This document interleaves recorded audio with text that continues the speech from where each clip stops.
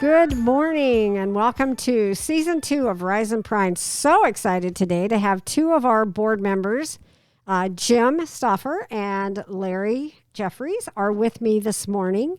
And we have some fun questions and some serious questions and some things to ask you about being on the school board. So we're going to start off with kind of a fun icebreaker question. And I'm going to ask Larry first. If you could immediately gain one new skill, what would that skill be and why? My skill? I thought about being a painter, but I think probably playing the piano, because I don't. And that's the part of my brain, the musical side of my brain, I don't do much of other than listening to music. And being able to create music and play the piano, I think would be fun, but would also keep my brain healthier. Well, there you go. So I took piano lessons when I was little, and it was fun. And my husband thinks we need to get a baby grand piano, even though none of us play in the home. So if I get one, okay, you can use my piano to take lessons. Okay. Lessons at Jane's house. That's right. So, Jim, if you could immediately gain one new skill, what would it be and why? Well, also thank you and Megan for this, and I'm so excited about Season 2. It's just that community outreach also so important for all this work. So that immediate skill set. So I'm going to say refresh a skill set from my youth, because I was brought up in an area where Spanish was spoke a lot, and I learned a lot of slang from my Joey Vasquez, Saul Cortez, all these kids that I hung around when I was. But then I lost that over the years, and would like to revisit my Spanish 1, Spanish 2, perhaps with Miss Bartlow, who was my middle school Spanish teacher, and relearn those or relearn that skill set. Well, we have some great Spanish teachers here, so maybe they would tutor you if you wanted them to. That would be fun. Mm-hmm. All righty, good. So, Larry, what are 3 words that best describe your leadership style on the Sequim School District Board? Well, I had to think a lot about that because I really haven't thought about that. One is grumpy old man, which is a kind of a self-descriptor. Probably the best descriptor would be I don't know. I did some research, which is maybe part of my leadership style, to do research. And I found there are 4, 7, 10 leadership styles. And then I realized most of them are talking about management leadership styles. And leadership style on the school board is quite a bit different than being a superintendent or a manager of a company. I mean, our job is not to tweak daily things that are going on and lead in that way. So I would say aspiring, vision, and framework. Is that one word? Yes. I think our job is to create a vision for what the schools could look like down the road, and also at the same time create a framework to make that happen, to turn people like you and Megan and loose, and let's make it happen. Kind of like, I guess, Captain Picard, engage. And but I aspire to be a better school board. So I guess that's the best I can do. Grumpy old man still fits. Well, I would disagree with the grumpy old man part, but you and the board have been very gracious about laying a foundation and letting us put a framework on there to continue our work. So thank you. And Director Stauffer. Yes, thank you. I, too, did some research because part of homework, I think that's very important for us as board members, because we got to demonstrate our homework also for our scholars out there. But I kept resonating back to my former life, which was in the Coast Guard, and I was a quartermaster, and I carried this coin around me with a lot, which has the North Star and a helm, because my job was to follow the stars to find where we're at, and then steer the ship, which through some turbulent times. But that's so that I use that kind of as a foundation, because as I'll go with Larry, our job is, well, there's 5 of us. Not one of us is the lone decision maker, and we have to work together. And I value that that skill set that I brought from the Coast Guard, is that a whole crew has to work together to navigate that ship and go out on the mission. And so there's a lot of listening skills, planner, vision, and then humanity type thing. So thank you for the question. Well, thank you. Gosh, and that's why we have 5 very skilled board members working to make sure that our students are educated to the best of their abilities. So, Director Jeffries, why did you run for the Sequim School Board? How long have you been on the Sequim School Board? And what do you like most about being on the Sequim School Board? Oh, my goodness. Well, I'm a retired educator of 35 years, and I worked in adult education after I retired. So I've been in education for quite a while, and I failed at retirement and kept looking for how do I fit in. I started off here in Sequim as a member of the crew for the hot air balloon company here in town. And then I got involved in Meals for Sequim Kids that I co-founded to raise money to help for meal debts. And then I got on the Sequim Education Foundation board, and all this other time, I started going to school board meetings just to go. And to tell you the truth, I was uncomfortable with what I was seeing. And at some point I said, well, I can do this. I have a background in education. I realized that was not all that I needed. It's a very steep learning curve. Being on the other side of the table, from being a classroom teacher and a member of the union and so on, to being on the other side of the table, is quite a learning experience that I hadn't anticipated, and it's been enjoyable learning. The most enjoyable part of it all, and the reason I got probably into it, was the kids. And I don't get a chance to see the kids as often as I'd like, but I know when I do, I'm really amazed at the students we have here, and it's just really exciting to see what they're capable of. And I wanted to get involved in helping do that. And I've been on the school board for 2 years. I have 2 more years, and I haven't decided whether I'll run again or not, because that's down the road. And it's both what I expected and definitely what I not expected. And I'm enjoying it very much, and it is challenging. Well, thank you. And if you don't mind telling our listeners, what did you teach? I taught middle school science, and I taught high school biology and chemistry. And then when I was working for Los Alamos National Labs, I was a health and safety training specialist, concentrating on radiation safety for radiological workers, and the fire department there in Los Alamos, New Mexico. So you were busy. Yep. And working in the regulatory world of the DOE kind of transformed me from what I thought how things were when I was a teacher, into that regulatory world, which was a whole new world. So it gave me an appreciation for that regulatory world and following the regulations, and in our case, policies. And I think I've become known as a policy person. I'm not going to say what other adjectives might be in there, but policy is very important to me. And I think our efforts to upgrade our policies and take a real close look at them and continue that process is really, really important. Well, you're very detail oriented. And so that helps when we are looking at policies and looking to possibly change policies or having to change policies due to law changes. So there also is one other thing that you are noted for. And I don't know if I didn't know this until recently, but you used to be quite the runner and the coach. Well, back in the day, all those fast twitch muscle fibers have died and gone away.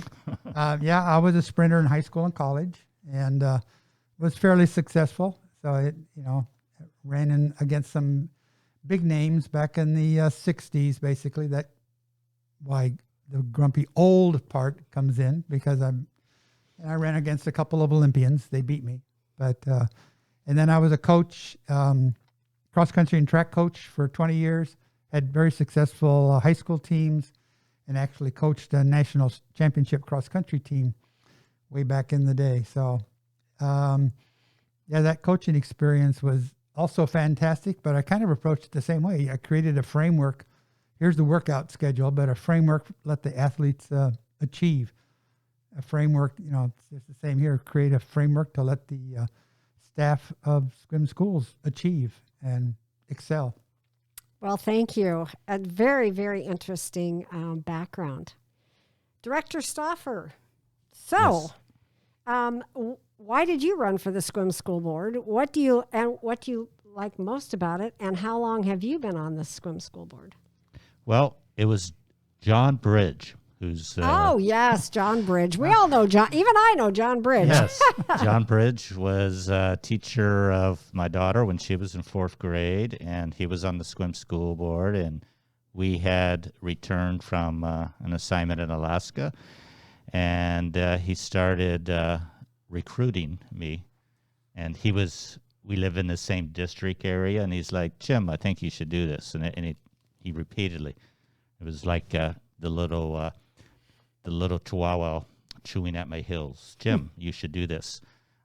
He was moving into SEF, the Sequim Education Foundation, and I'd been on the district's facilities committee. Prior to that, I'd been the dad at all the PTA, PTO events, because there's usually that one dad that, okay, let's go get that dad to build this. And then I was on the Citizens for Sequim Schools, which is the campaign group that campaigns and advocates for levies and bonds. And I had retired from the Coast Guard, and I was like, why not? Let's, and I could hear my mom, who was a teacher for 40 years, whispering in my ear, and a couple of my sister-in-laws, and I went, okay, I can do this. And so I ran, and I'm on my second term, so 6 years.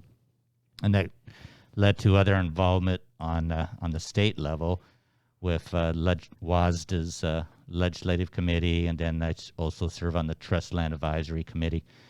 And funny story there was that right after I graduated high school, I was going to Boise State, and I was going into the Forestry Service. And then I went into the Coast Guard. And so then 30-some years later, I'm back talking trees. And and trees, provide resources, and natural resources provide resources to all of our schools across the state. So what do I enjoy the most about it? I think it's advocating for, and I'm going to use the new word scholars now, and not just students, our scholars. As we have our community, yes, we have a large retirement population. We have a lot of folks that move in here, and they don't see our kids unless maybe they go to a choir concert or unless they happen to go to a track event. I met Larry. He was helping with the hot air balloon, and that's the first time I met him. It's like, hey, we should get to know each other. So advocating for our scholars and our schools in the community, and some of that work transcends to my other hat, which is on the Sequim Chamber of Commerce, and all that, building the positive relationships in our community, because we need to tell our story. They need to hear what our scholars are doing, what our staff is doing, because sometimes there's just too much negativity out there, and you guys do outstanding, great work in our students. I mean, I was reflecting back on the recent graduation and those 6 valedictorians, and then the student speaker, Greta Christensen, and her speech, actually I learned from her and from those students. From their speeches, it told me, okay, we did well. And we've prepared them to go out into the community, into the world. And what I heard from Greta was that, okay, parents, it's okay. Community, it's okay. We're going to do well. Thank you. So it told me how that even through all the complexity of the last 20 months, they faced those challenges. They dug deep into what they needed to do and embraced it and went, we can do this. And I think that's a message that we can all learn from, and they will be okay. I mean, they're going to be taking care of us, and we will be okay also. So when I'm thinking about what you have said, so you started out in forestry and you ended up in the Coast Guard. So Washington is the perfect place for you because you have water and a Coast Guard station not far from here and trees. Trees, yes. Wow. Well, good. It's all encompassing. And I do know that the Blue Stadium at Boise State, or the Blue track, is kind of a noteworthy. People that are from Boise or have been to Boise, everybody talks about that Blue track.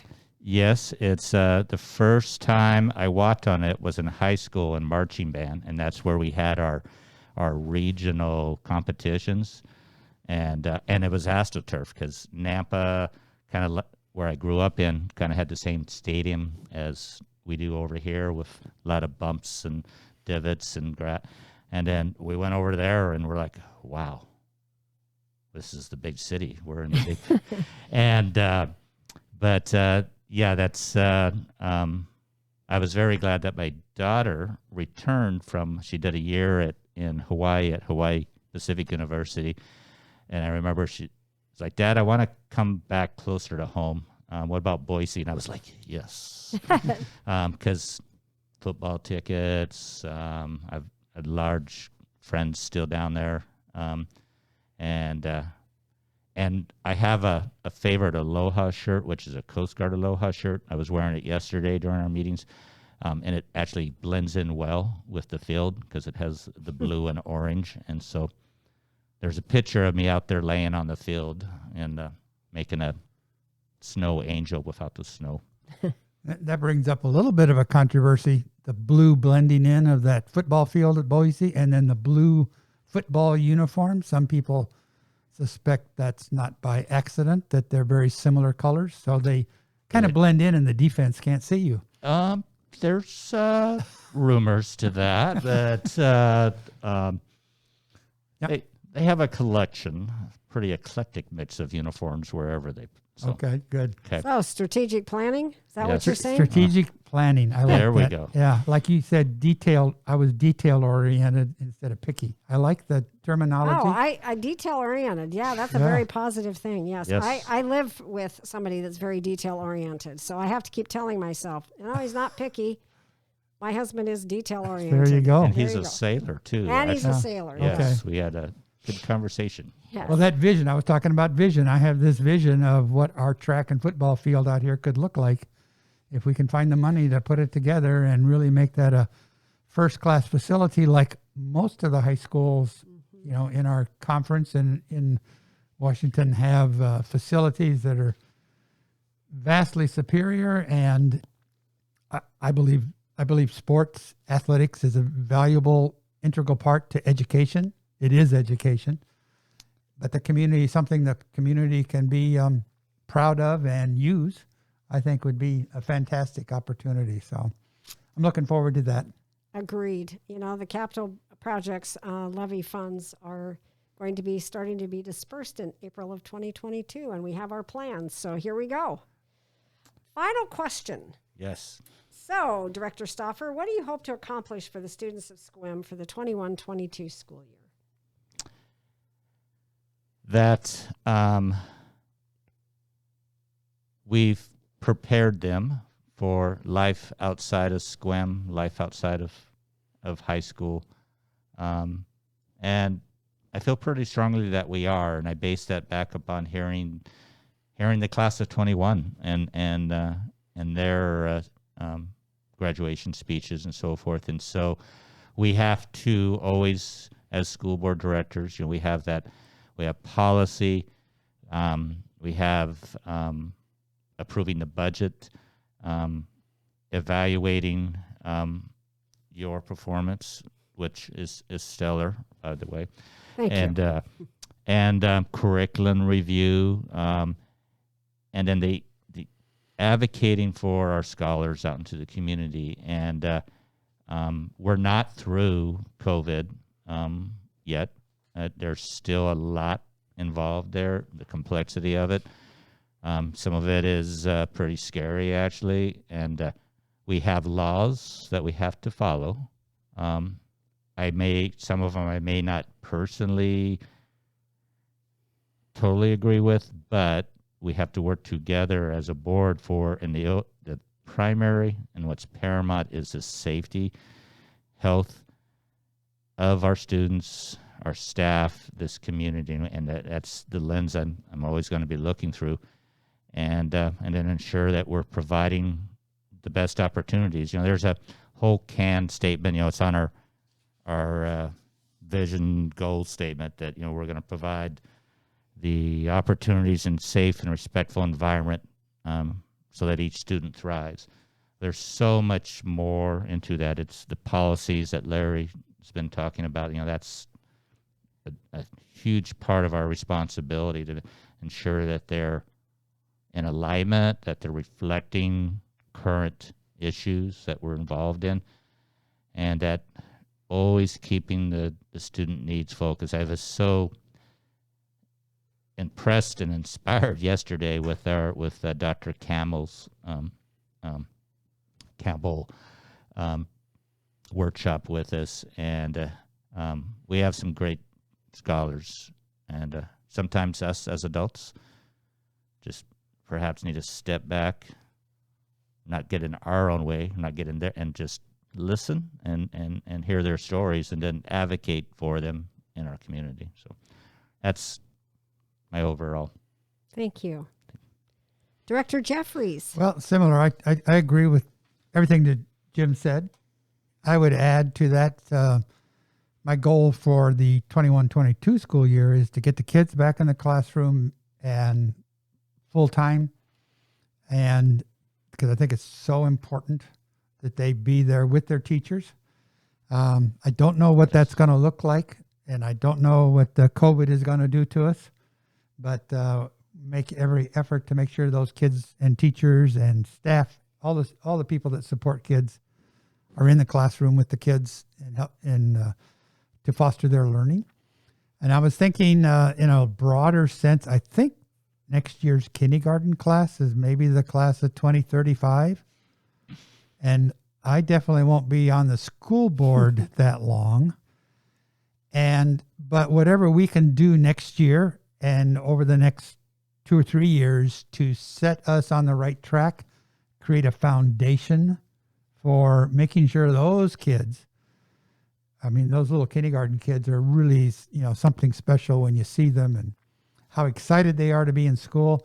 And I want to see them as seniors to still be as excited about school. And I think there's a lot we can do in the next few months, few years to set that path. And I think that's a really important function of the school board and the superintendent and our superintendent search, finding a new superintendent to come in at the end of June of 2022.